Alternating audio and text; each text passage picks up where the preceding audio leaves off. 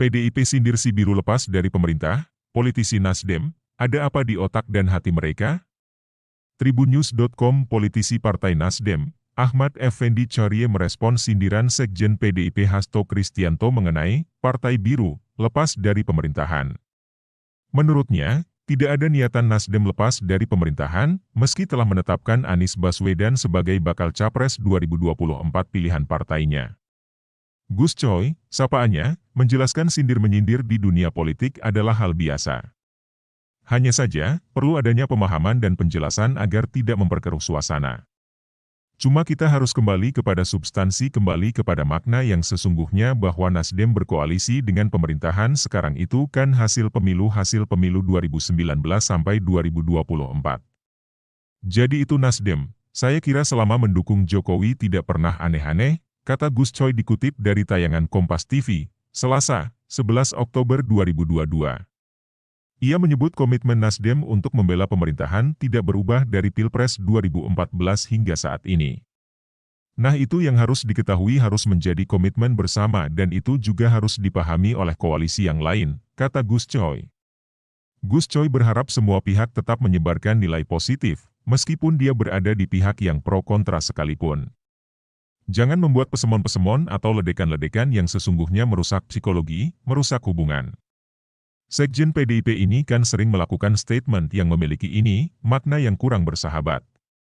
Padahal kita ini berpolitik itu harus, meskipun beda itu harus bersahabat dengan yang pro maupun yang kontra. Apalagi kita dalam satu pemerintahan itu yang pertama, sambung Gus Coy. Selanjutnya, mengenai pemilihan Anies Baswedan sebagai capres pilihan Nasdem, menurut Gus Coy hal itu sah-sah saja. Pasalnya di tahun 2024, masa jabatan Jokowi juga telah selesai. Yang kedua, konteks kita mendukung Mas Anies itu kan untuk pemilu 2024, bukan konteks untuk mengganti pemerintahan sekarang.